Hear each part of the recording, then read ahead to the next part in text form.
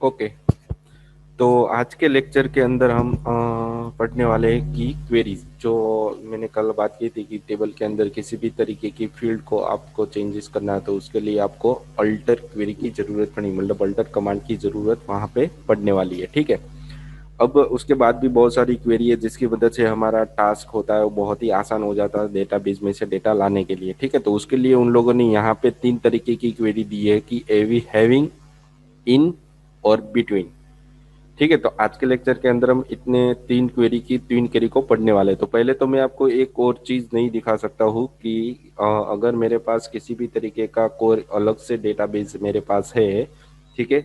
तो जैसे मैंने आपको बताया था कि W3 स्कूल के अंदर जाके भी आप वहां से जो भी प्रैक्टिस करनी है एसक्यूएल की वो आप यहाँ से कर सकते हो। ठीक है। मैंने यहाँ पे आपको बताया था कि W3 स्कूल के अंदर आपको यहाँ पे लिखना था एसक्यूएल। ठीक है। जैसे आप एंटर दोगे तो वो आपको ट्रांसफर करवा देगा जो भी W3 एसक्यूएल का ट्यूटोरियल है वहाँ पे। ठीक है। और वहाँ पे आपको बहुत सारे टेबल, जैसे आप ट्राई इट योरसेल्फ करोगे तो वहाँ पे साइड में आपको बहुत सारे टेबल दिखाई दे रहे हैं। ठीक है। तो यहाँ पे मुझे क्या करना था कि इसके अंदर जो भी टेबल था, जैसे मैंने कस्टमर पे क्लिक किया तो यहाँ पे सिलेक्ट की क्वेरी चल रही है, पर अब मुझे क्या करना है कि इसके अंदर जो भी डेटा है वो मुझे हमारे डेटाबेस के अंदर चाहिए, मतलब लोकल डेटाबेस के अंदर यहाँ पे मुझे चाहिए। यहाँ पे लोकल होस्ट। ठीक है। और यहाँ पे हमें लिखना था PHP माई एडमिन। जैसे मैं एंटर दूंगा तो हमारा PHP माई एडमिन ओपन हो जाएगा, पर इसके अंदर किसी भी तरीके का कोई डेटा हमारे पास नहीं है जिसकी मदद से हम क्वेरी वहाँ पे लिख सके। ठीक है। तो फर्स्ट ऑफ ऑल आपको क्या करना है कि W3 स्कूल के अंदर कस्टमर नाम के टेबल पे क्लिक करना है और यहाँ पे आने के बाद जितने भी रिकॉर्ड आपको यहाँ पे दिखाई दे रहे हैं उन सबको यहाँ से सिलेक्ट करवाना है। कहाँ से? कस्टमर आईडी है वहां से आपको सिलेक्ट करवाना है। जितने भी रिकॉर्ड आपको यहाँ पे दिखाई दे रहे हैं, ठीक है, उसको सही से पहले तो कॉपी करना है यहाँ तक आपको, फिर छोड़ देना, फिर इसको कंट्रोल C। जैसे ही कंट्रोल C करोगे तो सारा डेटा आपका कॉपी हो जाएगा। ठीक है। जैसे ही कॉपी हो जाए उसके बाद आपको क्या करना है कि आपको एक एक्सेल ओपन करनी है। आपके पीसी के अंदर पहले तो माइक्रोसॉफ्ट वर्ड होना चाहिए और यहाँ से आपको क्या फाइंड करना है, एक एक्सेल। ठीक है। एक एक्सेल ओपन करनी है। ठीक है। तो मैं यहाँ पे देखो एक्सेल ओपन कर रहा हूँ। ठीक है। वो मुझे एक्सेल 2013 मैं आपको शेयर कर रहा हूँ। देखो ये आपको इस तरीके से दिखाई देगा एक्सेल। इसको ओपन करना है और यहाँ पे कर्सर रखने के बाद कंट्रोल V मतलब पेस्ट कर देना है तो सारा रिकॉर्ड फॉर्मेट में आ जाएगा। ठीक है। अब आपको क्या करना है कि जो भी आपकी यहाँ पे एक्सेल फाइल बनी है उसको .csv के अंदर सेव करवानी है। तो उसके लिए आपको जाना है फाइल के अंदर। ठीक है। फाइल में आपको जाना है एक्सपोर्ट में वहां पे आपको जाना है चेंज टाइप में और यहाँ पे आपको करना है .csv मतलब कॉमा डेलिमिटेड की मदद से क्या होता है कि वो वन टाइप ऑफ एक CSV फाइल बन जाएगी। ठीक है। और स्टोर कहाँ पे करवाना है वो भी मैं आपको बता रहा हूँ। ठीक है। कहाँ पे स्टोर करवाओगे आप उसको डेस्कटॉप पे स्टोर करवा देना है। यहाँ पे जो भी नाम देना है, ठीक है, कुछ भी नाम दे सकते हो। ठीक है। यहाँ पे मैं जैसे ही सेव करूंगा, ठीक है, तो सारा डेटा मेरा यहाँ पे सेव हो गया होगा .csv फाइल में। फिर इस एक्सेल को यहाँ से बंद कर दो, वापस आप एक्सेल में जा सकते हो और वहां पे जो भी आपको एक्सेल दिख रही है उसको यहाँ से बंद कर दो, पर यहाँ पे क्या करना है आपको सेव करना है। ठीक है। वापिस से आपको एक बार पूछेगा, ठीक है, सेव कर दो, वापिस यहाँ पे सेव। तो जितनी बार आपको वो पूछ रहा है ब्लॉक के अंदर उतनी बार आपको सेव यहाँ पे करना है। ठीक है। उसके बाद आपको क्या करना है कि आपकी जो मैंने अभी आपको दिखाया कि आपकी जो PHP माई एडमिन है उसको ओपन करना है। ठीक है। ओपन करने के बाद आपको यहाँ पे एक नया डेटाबेस बनाना है खुद से। तो मैं इसका नाम यहाँ पे दे रहा हूँ, W3 स्कूल में से हम ले रहे हैं तो वहाँ पे इसका नाम मैं यहाँ पे दे रहा हूँ W3 स्कूल, इस डेटाबेस का नाम। ठीक है। नया डेटाबेस क्रिएट करवाना है। जैसे डेटाबेस क्रिएट हो जाएगा तो देखो यहाँ पे आपको W3 स्कूल दिखाई देगा। ठीक है। यहाँ पे आपको लास्ट में W3 स्कूल दिखाई देगा। ठीक है। उसके बाद आपको क्या करना है कि जो भी आपने फाइल बनाई है, ठीक है, अभी हमारी फाइल किस तरीके से बनी होगी डेस्कटॉप पे मैं आपको दिखा सकता हूँ। यहाँ पे हम डेस्कटॉप पे जा रहे हैं। ठीक है।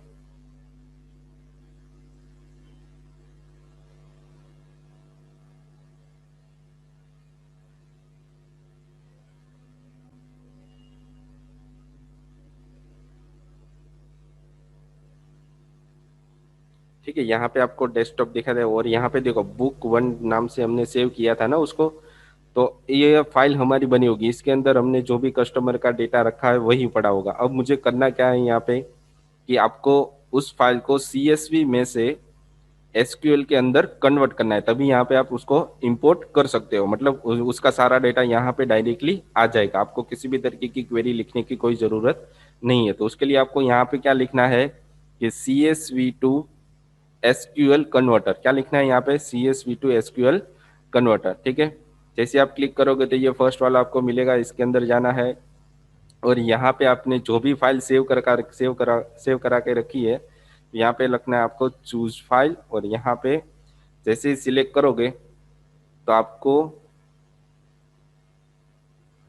डेस्कटॉप में से वो फाइल सिलेक्ट करवानी है, बुक वन नाम की। ठीक है, तो जैसे ही वो सिलेक्ट हो जाएगी, ठीक है, यहाँ पे देखो फाइल आ जाएगी book1.ch। उसके बाद आपको लास्ट में जाना है, कहाँ पे जाना है, वो सारा डेटा यहाँ पे ऑटोमेटिकली उसकी कॉलम, उसके डेटा, उसकी फील्ड सारी कुछ मिल जाएगी। यहाँ पे आपको सिर्फ करना है डाउनलोड। ठीक है, देखो यहाँ पे क्या देख रहा है कि book1.sql, इस नाम से ये डाउनलोड हो जाएगी। तो जैसे मैं इस पर क्लिक करूंगा तो वन टाइप ऑफ साइड में आपको book1.sql करके वो डाउनलोड हो जाएगा। ठीक है, अब आपको क्या करना है कि आपकी जो फाइल रहती है, ठीक है, यहाँ पे इसके अंदर जाना है इंपोर्ट के अंदर। ठीक है, आपको दिख रहा होगा कि यहाँ पे इंपोर्ट में जाना हो, और यहाँ पे आपको जो भी फाइल आपने डाउनलोड की, ठीक है, मैंने डाउनलोड कौन सी फाइल की थी, यहाँ पे .sql फाइल, तो डाउनलोड नाम के ऑप्शन के अंदर आपको जाना है। ठीक है, वहाँ पे आपको बुक वन दिखा होगा। ठीक है, बुक वन को सिलेक्ट कर लो और यहाँ पे जस्ट गो कर दो। तो जितना भी डेटा अभी हमने ये जो इसके अंदर से लिया है, ठीक है, वो सारा का सारा रिकॉर्ड यहाँ पे इंपोर्ट होके आ जाएगा। देखो मैंने यहाँ पे कौन सा टेबल हमारा बना है, माई टेबल, इसके अंदर जितने भी कस्टमर की जितनी भी फील्ड थी, सारा डेटा था, वो सारा का सारा यहाँ पे आ गया। ठीक है, तो इस तरीके से कोई तीसरे फाइल में से, मतलब यहाँ पे किसी भी तरीके की फाइल नहीं बनी थी, तो उसको हमने पहले क्या किया, पहले तो उसको कॉपी किया, एक्सेल के अंदर उसको रख दिया, फिर उसको .csv से सेव करवा दिया, फिर मैंने उसको CSV टू एसक्यूएल में कन्वर्ट किया एसक्यूएल के अंदर। फिर यहाँ पे आने के बाद उस फाइल को सिलेक्ट करवा दो, सारा डेटा, सारा टेबल था वो मुझे यहाँ पे डायरेक्टली मिल गया, मुझे डमी डेटा डालने की कोई यहाँ पे ज़रूरत नहीं है। ठीक है, तो इस तरीके से आप क्या कर सकते हो, इंपोर्ट कर सकते हो। इंपोर्ट मतलब क्या हो गया, किसी भी तरीके के डेटा को आप बैकअप यहाँ पे ले सकते हो। ठीक है, तो बैकअप हो गया यहाँ पे। अब आप इसको सेव करें, जब भी आपने बैक book1.sql नाम से डेटा सेव फाइल सेव की है, तो वो आपका परमानेंटली सेव हो गया, वहां तक का डेटा आपको मिलेगा। अब आप इसके अंदर जो भी चेंजेस करोगे वो वहां पर सेव नहीं होगा। तो ये इंपोर्ट का कॉन्सेप्ट था। अगर मैं वापिस आपको दिखाऊँ भाई किस तरीके से बनाना है आपको, ठीक है, वो तो वो भी मैं आपको दिखा सकता हूँ। तो दूसरी बार यहाँ पे देखो, वापिस से सारी प्रोसेस करते हैं, तो पहले मुझे प्रोडक्ट वाले टेबल में से सारा रिकॉर्ड चाहिए। तो प्रोडक्ट पे मैंने क्लिक किया तो सारा रिकॉर्ड यहाँ पे सिलेक्ट होके आ रहा है। ठीक है, अब आपको क्या करना है कि इसको इस कॉलम के नाम जो प्रोडक्ट आईडी है वहां से सारा रिकॉर्ड सिलेक्ट करवाना है। ठीक है, लास्ट तक जाना है आपको, 77 रिकॉर्ड है, यहाँ आके छोड़ देना है। सिलेक्ट करने के बाद इसको कॉपी करना है। ठीक है, कॉपी करने के बाद आपको एक्सेल ओपन करनी है। क्या करनी है, एक्सेल ओपन करनी है। तो मैं यहाँ पे एक्सेल ओपन कर रहा हूँ, अभी मैं आपको दिखा रहा हूँ। ठीक है,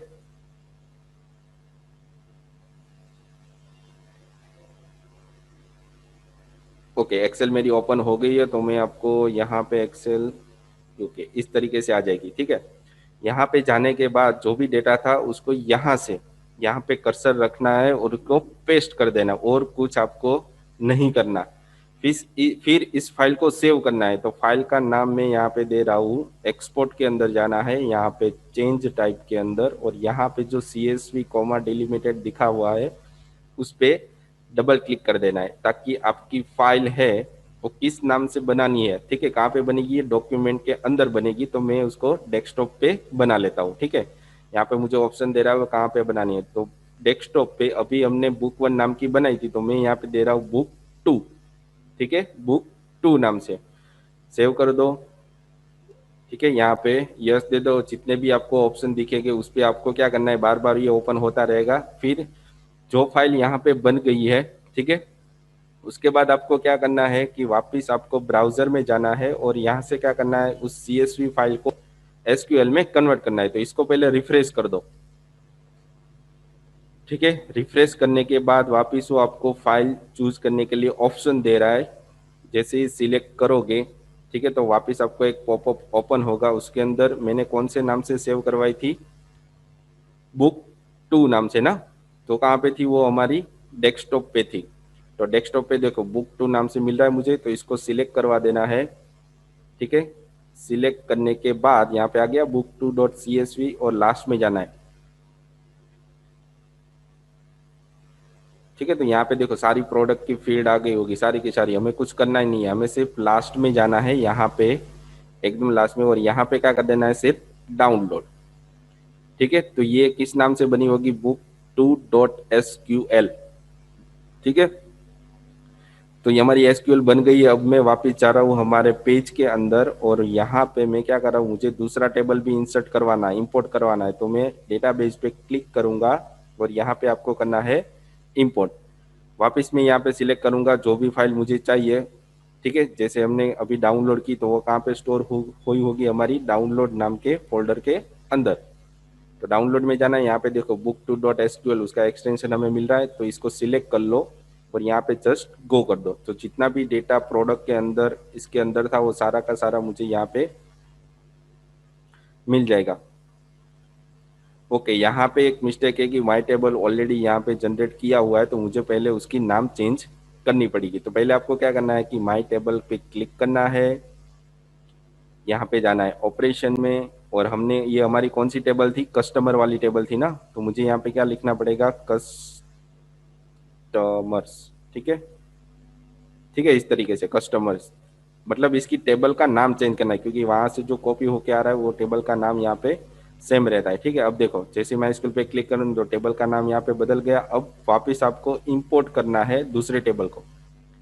तो यहाँ पे चूज फाइल, और यहाँ पे जो भी आपको मैंने बताया था कि,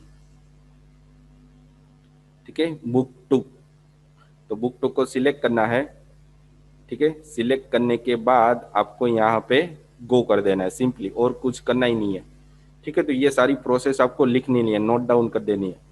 जैसे आप माई W3 स्कूल पे क्लिक करोगे तो आपको यहाँ पे दो टेबल दिखाई देंगे, एक तो कस्टमर और दूसरा माई टेबल। माई टेबल के अंदर प्रोडक्ट का रिकॉर्ड होगा। तो प्रोडक्ट के अंदर भी मुझे क्या करवाना है कि ये जो माई टेबल है ना, उसको मुझे चेंज करके प्रोडक्ट करना है। तो इसके लिए आपको क्या करना पड़ेगा, यहाँ पे आपने जैसे क्लिक किया, फिर जाना है ऑपरेशन के अंदर। ऑपरेशन के अंदर जो भी आपकी टेबल की नाम है उसे रीनेम कर दो। मैं दिख रहा हूँ यहाँ पे प्रोडक्ट, ठीक है, प्रोडक्ट्स। जैसे मैं यहाँ पे गो करूंगा तो हमारी टेबल का नाम देखो, माई टेबल में से क्या आ जाएगा, प्रोडक्ट्स। तो W3 स्कूल के अंदर मैंने यहाँ पे दो अलग अलग डेटाबेस, मतलब टेबल्स बनाए। कहाँ से, मैंने यहाँ पे किसी भी तरीके की कोई फील्ड यहाँ पे ऐड नहीं की है। वो किस तरीके से किया, मैंने आपको जिस तरीके से प्रोसेस बताई वही तरीके से करना है, ठीक है। अब इसके बाद जो भी हमारी क्वेरी थी उसके ऊपर हम आते हैं कि हैविंग की क्वेरी हम किस तरीके से इंप्लीमेंट कर सकते हैं, ठीक है। तो हैविंग की क्वेरी तरफ चलते हैं हम। तो उसके मदद से हम क्या क्या कर सकते हैं वो भी यहाँ पे बताए। The having clause was added to SQL because where keyword could not be used with aggregate function, मतलब किसी भी तरीके का आपको कैलकुलेशन चाहिए तब यहाँ पे वेयर क्लॉज सही से आपको काम नहीं दे रहा, उसके लिए आपको यूज करना है हैविंग क्लोज।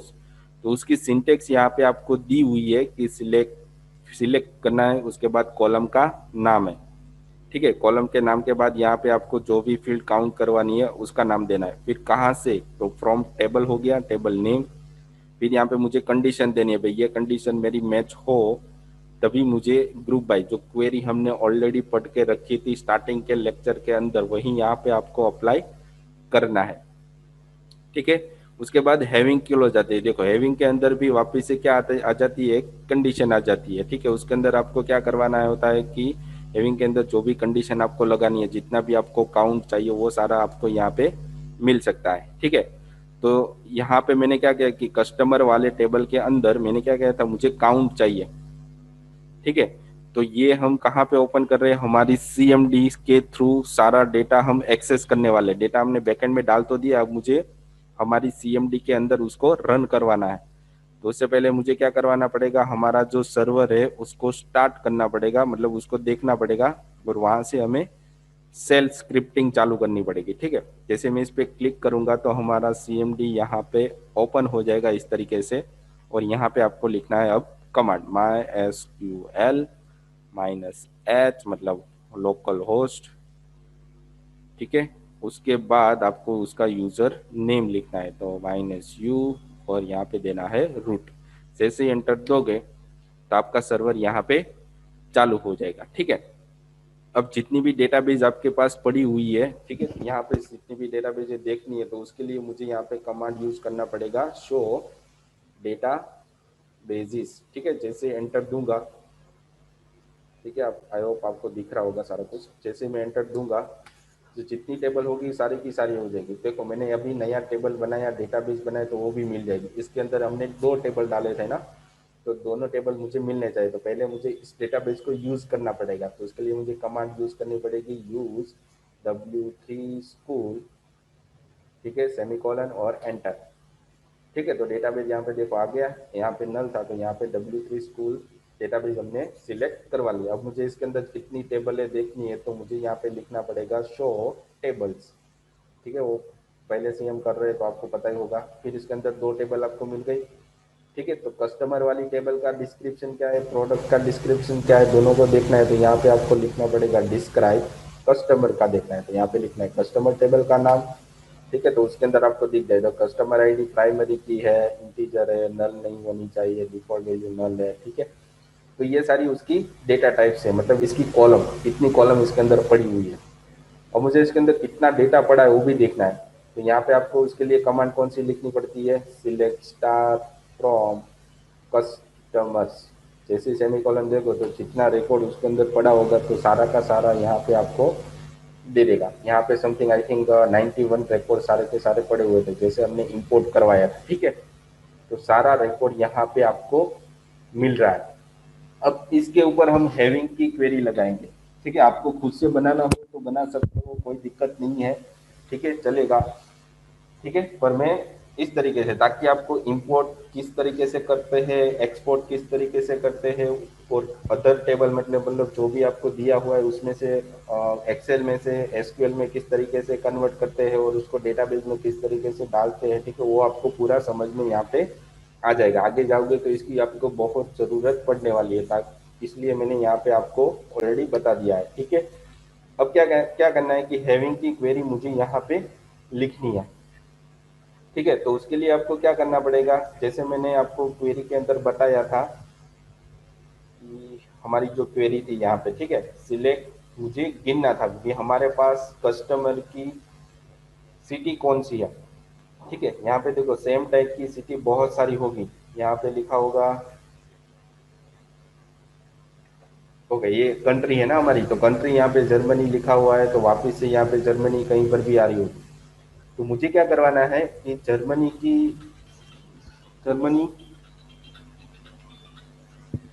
जर्मनी नाम की जितनी भी कंट्री मेरे पास है, ठीक है, जितनी भी कंट्री मेरे पास है उसको मुझे क्या करवाना है कि गिनना है कि जर्मनी की कंट्री वाले कितने कस्टमर है, मैक्सिको की कंट्री वाले कितने कस्टमर है। तो मुझे सिर्फ गिनना है, नंबर चाहिए कि कितने हैं मेरे पास। ठीक है, तो उसके लिए यहाँ पे आपको क्या दिया है, मतलब ये क्या हो जाएगा, एक साथ आ जाएगा, मतलब कितनी कंट्री है वो भी आपको यहाँ से सही से दिखा देगा, और उसके अंदर जो भी क्वेरी लिखी हो वो भी आपको यहाँ पे मिलनी चाहिए। तो यहाँ पे क्या लिखा हुआ है, सिलेक्ट काउंट, मतलब कस्टमर आईडी को मुझे काउंट करवाना है। ठीक है, फिर उसके बाद यहाँ पे आपको क्या लिखा हुआ है कि कंट्री लिखी है, मतलब कहाँ कस्टमर आईडी और कंट्री, ये दोनों चीज आपको यहाँ पे चाहिए। ठीक है, कहाँ से चाहिए, कस्टमर वाले टेबल के अंदर से। फिर उसको क्या करना है, आपको ग्रुप भी करवाना है, कौन से वाइज, कंट्री वाइज, मतलब जो भी आपका बहुत सारा 2-3 कंट्री सेम आ रही है तो उसको वो ग्रुप बना देगा, और उसके अंदर जो भी कंट्री होगी उसकी काउंट भी हो जाएगी। ठीक है, काउंट होने के बाद आपको क्या करना है, अगर किसी कंट्री की लेंथ, ठीक है, मैं इतना पहले आपको बता के दिखा देता हूँ, ताकि आपको पता चलेगा भी ग्रुप बाइक से होता क्या है, वो भी आपका रिपीट हो जाएगा। फिर हम हैविंग की क्वेरी यहाँ पे चलाएंगे। ठीक है, तो यहाँ पे मैं लिख सकता हूँ, हमारे क्वेरी के अंदर हम जा रहे हैं। ठीक है, यहाँ पे मैं लिख सकता हूँ सिलेक्ट। ठीक है, यहाँ पे मुझे लिखना है काउंट। ठीक है, और फील्ड का नाम, यहाँ पे मैंने फील्ड का नाम क्या दिया हुआ है कि कस्टमर आईडी। ठीक है, ये जो हमारी कस्टमर आईडी है ना, वो मुझे चाहिए। तो उसके लिए मुझे यहाँ पे लिखना पड़ेगा, यहाँ पे आपको दिख नहीं रहा, ठीक है आ गया। तो मुझे यहाँ पे लिखना पड़ेगा कस्टमर आईडी। ठीक है, वापस यहाँ पे तो जिस तरीके से फील्ड का नाम लिखा हुआ है वही आपको वहां पे यूज करना है, तो कस्टमर आईडी लिखना है। ठीक है,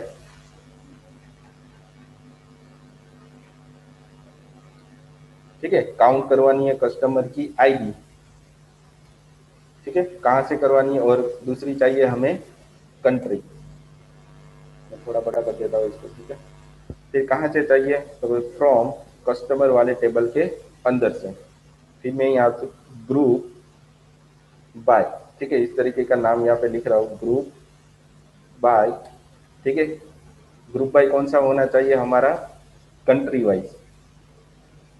ठीक है, तो इस तरीके की मैं यहाँ पे क्वेरी लिखता हूँ। तो मुझे यहाँ पे क्या मिल जाएगा, देखो, अर्जेंटीना की 3 कंट्री है, ऑस्ट्रेलिया की 2 कंट्री है, बेल्जियम की 2 कंट्री है, ब्राजील की 9 है। तो मुझे ऐसी कंट्री चाहिए जो 5 से ऊपर हो। ठीक है, यहाँ पे एक एक एक एक दो दो दो दो तीन तीन चार वाली बहुत सारी, तो मुझे जितनी भी कंट्री है वो 5 से ज्यादा होगी वही चाहिए। ठीक है, तो मुझे यहाँ पे क्या लिखना पड़ेगा, जो भी हमारी क्वेरी थी उसके बाद मुझे यहाँ पे लिखना पड़ेगा हैविंग कस्टमर, मतलब यहाँ पे जो आपको फील्ड दे रही है वही फील्ड यहाँ पे आपको लिखनी है काउंट।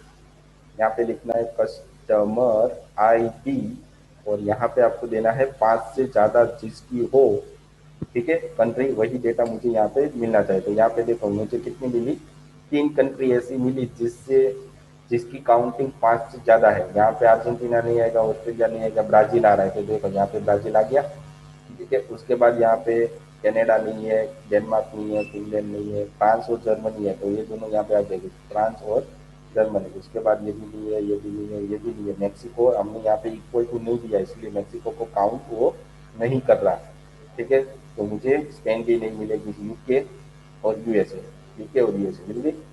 तो हैविंग की मदद से जो भी आपने कैलकुलेशन करवाया, अगर मैं यहाँ पे इक्वल टू डू दे रहा हूँ तो मुझे यहाँ पे कौन कौन सी कंट्री मिलेगी, मैक्सिको, और दूसरी कंट्री हमारी कौन सी थी, स्पेन, ये दोनों भी यहाँ पे मिल जाएगी। देखो, मैक्सिको और स्पेन भी मिल गई। तो हैविंग की मदद से क्या होता है कि किसी भी तरीके की काउंटिंग आपके पास आ रही है तो उससे ज़्यादा आपको चाहिए कि नहीं चाहिए। ठीक है, तो हैविंग की क्वेरी इस तरीके से आप लगा सकते हो, पर वो ऑलवेज ग्रुप बाय के साथ ही लगेगी, अकेले कभी भी हैविंग क्लोज आता नहीं है, ये आपको ध्यान रखना है। ठीक है, इसलिए हैविंग क्लोज का, हैविंग क्वेरी की यूज बहुत कम होती है। ठीक है, तो हैविंग के बारे में आपको यहाँ से पता चल गया भाई किस तरीके से आपको अप्लाई करवानी है। ठीक है, उसके बाद दूसरी क्वेरी हमारे पास थी इन। ठीक है, तो इन के अंदर क्या होता है कि in operator allow you to specify the multiple value, मतलब वेर के अंदर हम क्या करते हैं कि एक ही तरीके की कंट्री हमें मिलेगी, अगर मुझे 2-3 तरीके की कंट्री एक साथ चाहिए तो उसके लिए मुझे यहाँ पे इन नाम की क्वेरी का यूज करना पड़ेगा। ठीक है, तो इनके अंदर बाय डिफॉल्ट चलता क्या है कि और कंडीशन चलती है। ठीक है, तो उसके एग्जांपल भी यहाँ पे आपको दिया हुआ है कि यहाँ पे आपको लिखना है सिलेक्ट, जितनी भी कॉलम चाहिए, कॉलम के नाम कहाँ से चाहिए, फिर वेयर, वेयर के अंदर यहाँ पे क्या लिख देते हैं हम, कॉलम नेम इक्वल टू किसी भी एक कंट्री का नाम। अगर मुझे बहुत सारी कंट्री का नाम चाहिए तो मुझे यहाँ पे लिखना पड़ेगा इनके अंदर जितनी भी वैल्यू होगी वो। ठीक है, इसके लिए यहाँ पे आपको दिया हुआ है, देखो क्वेरी भी लिखी हुई है, तो मैं दोनों तरीके से आपको बता सकता हूँ। ठीक है, तो पहले हम वेयर का यूज करेंगे, उसके बाद इन का यूज करेंगे। ठीक है, तो पहले मैं आपको इसके बारे में बता सकता हूँ कि,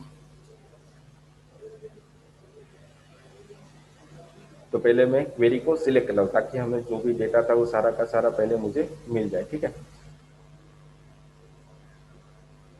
ठीक है, 91 रिकॉर्ड आ गए। अब मुझे क्या करना है, मुझे ऐसी कंट्री चाहिए, ठीक है, जर्मनी वाली जितनी भी कंट्री है वो मुझे चाहिए, जितने भी रिकॉर्ड इसके अंदर पड़े हुए हैं वो मुझे चाहिए। तो उसके लिए मुझे यहाँ पे क्वेरी कौन सी लिखनी पड़ेगी, सिलेक्ट स्टार, मतलब जितनी भी कॉलम, मुझे सारी की सारी फील्ड चाहिए इसलिए मैंने यहाँ पे स्टार लिख दिया। सिलेक्ट स्टार फ्रॉम कहाँ से चाहिए, तो भाई कस्टमर वाली टेबल के अंदर से। फिर वेयर क्लोज है, और मुझे यहाँ पे क्या लिखना पड़ेगा, उस फील्ड का नाम जो भी हमने यहाँ पे दिया हुआ है। तो यहाँ पे कंट्री का नाम सी कैपिटल है ना, तो मुझे यहाँ पे क्या देना पड़ेगा, सी कैपिटल देना पड़ेगा। ठीक है, तो इस तरीके से वो वर्क होता है। अगर स्मॉल में दोगे तो वो सही से चलेगा नहीं। फिर यहाँ पे आपको देना है जर्मनी। ठीक है, जैसे ही एंटर दोगे तो आपके पास कितनी कंट्री, कितने रिकॉर्ड आ गए, आई थिंक 11 रिकॉर्ड यहाँ पे आ गए जर्मनी वाले में। तो यहाँ पे आपको एक ही कंट्री के रिकॉर्ड आपको मिलेंगे। दूसरी कंट्री के चाहिए तो वापस से आपको क्या करना पड़ेगा, यहाँ पे क्वेरी लगानी पड़ेगी। तो वापस आप यहाँ पे लगाओगे, पोलैंड चाहिए तो यहाँ पे मैं लिख सकता हूँ पोलैंड। ठीक है, जैसे एंटर दूंगा तो मेरे पास एक ही रिकॉर्ड है, एक से ज्यादा नहीं है। ठीक है, तो एक एक मुझे अगर पोलैंड और जर्मनी दोनों का डेटा एक साथ चाहिए तो मुझे उसके लिए यहाँ पे लगाना पड़ेगा इन की क्वेरी, मतलब सिलेक्ट स्टार फ्रॉम कस्टमर्स। ठीक है, वेयर यहाँ पे फिर फील्ड का नाम देना है कंट्री, और यहाँ पे आपको देनी है इन। इन के अंदर ब्रैकेट में दोनों कंट्री का नाम लिख देना है, जर्मनी, और यहाँ पे आपको कर देना है फिर पोलैंड। ठीक है, पोलैंड। ठीक है, इस तरीके से मैंने दोनों कंट्री का नाम दे दिया। जैसे मैं एंटर दूंगा तो मुझे पोलैंड के भी डेटा मिलेगा और जर्मनी का भी डेटा मिलेगा। अगर आपको तीसरी कोई कंट्री चाहिए जैसे कि फ्रांस, ठीक है, तो तीनों के तीनों आपको यहाँ पे नाम लिखने पड़ेंगे, फ्रांस। ठीक है, जैसे एंटर दोगे तो फ्रांस का डेटा मिलेगा, जर्मनी का डेटा मिलेगा, फिर उसके बाद आपको पोलैंड का भी डेटा मिल जाएगा। पर मुझे इसको असेंडिंग या डिसेंडिंग ऑर्डर में चाहिए, तो उसके लिए वापस आपको क्या करना पड़ेगा, यहाँ पे इनके बाद यहाँ पे लिखना पड़ेगा आपको ऑर्डर, ऑर्डर बाय कंट्री।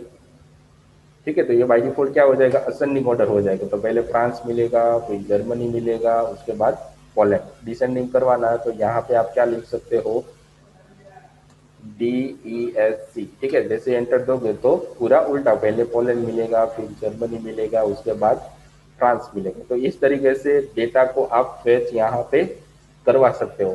ठीक है, ये आपको समझ में आ गया। इन नाम की क्वेरी के अंदर आप एरे के फॉर्म में जितने भी डेटा होते हैं उसको आप यहाँ पे रख सकते हो, और वो ऑटोमेटिकली आपको उसके अंदर से डेटा फेच करके दे देगा। एक से ज्यादा कभी भी आपको मैच करवाना हो वेर के अंदर, तब आपको इन नाम की क्वेरी का यूज यहाँ पे करना है। ठीक है, उसके बाद आपको क्या करना है कि अलग से एक क्वेरी हमारे पास पड़ी हुई है, ठीक है, बिटवीन।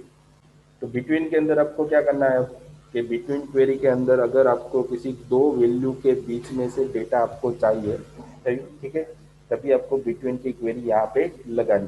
तो बिटवीन पहले होता क्या है वो मैं आपको बता देता हूँ। तो between operator select value with in a given range, मतलब आपकी जो भी रेंज दी हुई है उसके बीच में से डेटा आपको गेट करके देगा। वो किस तरीके की वैल्यू होनी चाहिए, रेंज किस तरीके की होनी चाहिए, तो यहाँ पे तीन तरीके की रेंज आपको दी हुई है। एक तो नंबर्स दी हुई है, टेक्स्ट दी हुई है, और डेट। किसी दो डेट्स के बीच में भी आप डेटा निकाल सकते हो, सारे के सारे। तो फर्स्ट वैल्यू होती है वो आपकी बिगिन वैल्यू, मतलब स्टार्टिंग वैल्यू होती है, और एंड की वैल्यू होती है वो आपका डेटा जहाँ पे खत्म हो रहा है। तो उन दोनों के बीच में से जितना डेटा आपको मैच हो रहा है वो सारा का सारा आपको दे देगा। ठीक है, उसके बाद नॉट भी है, तो ये बाद में सीखेंगे, पहले हम बिटवीन वाली क्वेरी देख लेते हैं। ठीक है, तो यहाँ पे आपको सिंटेक्स के अंदर दिया हुआ है कि सिलेक्ट, फिर कॉलम का नेम जैसे हमने सब क्वेरी के अंदर दिया, फिर यहाँ पे सिर्फ क्या लिखा है, बिटवीन नाम का कीवर्ड है, और यहाँ पे स्टार्टिंग वैल्यू एंड यहाँ पे एंडिंग वैल्यू। ठीक है, तो अब मुझे प्रोडक्ट वाली टेबल के बीच में से डेटा चाहिए, तो प्रोडक्ट वाली भी हमने ऑटोमेटिकली पहले ही इंपोर्ट करवा के रखी हुई थी। ठीक है, तो पहले मैं क्या कर रहा हूँ, सिलेक्ट स्टार फ्रॉम प्रोडक्ट। ठीक है, तो प्रोडक्ट वाले टेबल में से कितना रिकॉर्ड है वो मुझे यहाँ पे पहले मिल जाए। देखो यहाँ पे हमारे पास 77 रिकॉर्ड पड़े हुए हैं। ठीक है, तो उसमें से मुझे कौन सा रिकॉर्ड चाहिए, ठीक है, वो मुझे फाइंड आउट करवाना था। उसके लिए यहाँ पे हमें क्वेरी दी गई है कि select star from product where price, जिसकी प्राइस 10 और 20 के बीच में हो वही मुझे मिलनी चाहिए। तो यहाँ पे आपको प्राइस दी हुई है, बहुत सारी अलग अलग तरीके की प्राइस है। ठीक है, तो यहाँ पे मैं क्या लिख सकता हूँ, select star from products where price between, यहाँ पे आप कीवर्ड है वो स्मॉल में भी लिख सकते हो और कैपिटल में भी लिख सकते हो, कोई दिक्कत नहीं है। तो यहाँ पे मैं दे सकता हूँ 10 and 20। ठीक है, जैसे मैं एंटर दूंगा तो 10 और 20 के बीच में, तो स्पेलिंग मिस्टेक हमारी हो गई है टेबल के अंदर। ठीक है, यहाँ पे सिलेक्ट स्टार फ्रॉम प्रोडक्ट्स, इस तरीके से आएगा। तो देखो 10 और 20 के बीच में जितना भी डेटा होगा वो भी वही मुझे मिलेगा, इसके बाहर का मुझे मिलेगा नहीं। अगर मुझे रेंज यहाँ पे कम करवानी है तो 10, 10 और 15 के बीच में जितना रिकॉर्ड होगा वो मुझे मिलेगा। ठीक है, यहाँ पे आपको असेंडिंग डिसेंडिंग करवाना है ताकि आपको अच्छी तरीके से लिख सकते हो। यहाँ पे आप ऑर्डर बाय, ठीक है, और यहाँ पे लिख सकते हो आप प्राइस। तो आपको 10 और 15 इन दोनों के बीच में ही डेटा सारा मिलेगा। अगर आपको क्या चाहिए कि 10 इन दोनों में से नहीं चाहिए, मतलब 10 और 15 के बीच में से नहीं चाहिए, उसके बाहर का रिकॉर्ड चाहिए, मतलब 10 और 15 के बीच वाला रिकॉर्ड आना चाहिए नहीं, तो उसके लिए यहाँ पे आपको क्या लिखना है, बिटवीन के पहले सिर्फ नॉट लिखना है। क्या लिखना है? सिर्फ नॉट। जैसे ही एंटर दोगे तो 10 और 15 के अलावा सारा का सारा रिकॉर्ड आपको यहाँ पे मिल जाएगा। ठीक है, तो यहाँ पे आप रेंज भी डिसाइड कर सकते हो कि 1 to 100 के बीच में से आपको रिकॉर्ड नहीं चाहिए, तो 100 के ऊपर वाला रिकॉर्ड ही आपको दिखाएगा। कहाँ पे दिखा रहा है? 120, दो ही रिकॉर्ड दिखा रहे हैं, 123 और 263। ठीक है, तो इस तरीके से बिटवीन की क्वेरी भी यहाँ पे, तो ये बहुत ही यूजेबल क्वेरीज है। इन है, हैविंग का तो कम यूज होता है, पर बिटवीन और इन दोनों क्वेरी का हम बहुत ही ज्यादा यूज करते हैं। ठीक है, क्योंकि बहुत सारा रिकॉर्ड मुझे कभी भी एक साथ चाहिए तो इनकी क्वेरी बहुत ही यूजेबल होती है। तो यहाँ पे आपने क्या सीखा कि जो भी आपने इंपोर्ट किया है डेटा, ठीक है, जो भी आप डेटा इंपोर्ट करवा रहे हो, ठीक है, वो डायरेक्टली आपके डेटाबेस के अंदर किस तरीके से स्टोर होता है। तो आपको मैन्युअली सारा डेटा डालने की कोई ज़रूरत यहाँ पे नहीं, उसमें बहुत सारा टाइम वेस्ट हो जाता है। तो हमने सिर्फ 10 से 12 मिनट के अंदर ही सारा रिकॉर्ड यहाँ पे अपलोड कर दिया, तो हमारी 2-3 घंटे का जो टाइम था वो यहाँ पे बच सकता है। तो इस तरीके से आप डायरेक्टली CSV में से SQL में डायरेक्ट डेटा कन्वर्ट कर सकते हो। ठीक है, ताकि आपका काम जो इंसर्ट करने का होता है बहुत ही आसान हो जाता है। ठीक है, ये बहुत ही एक इफेक्टिव टूल है जिसका आपको बहुत आगे यूज होने वाला है। ठीक है, तो इसके अच्छे से पढ़ लेना, इसके कॉन्सेप्ट भी किस तरीके से करने क्लियर होते हैं। ठीक है, उसके बाद आपको क्या करना है कि इसकी अच्छे से प्रैक्टिस करनी हो तो यहाँ पर भी आप W3 स्कूल के अंदर भी कर सकते हो। ठीक है, जैसे ही हमारा लेक्चर ख़त्म हो रहा है तो लेक्चर के रिगार्डिंग आपको 3 क्वेश्चन दिए गए हैं जो आपको सबमिट करवाने रहेंगे आपके RNW एप्लीकेशन के अंदर। ठीक है, तो आज के लेक्चर के लिए इतना ही था। Thank you. ओके।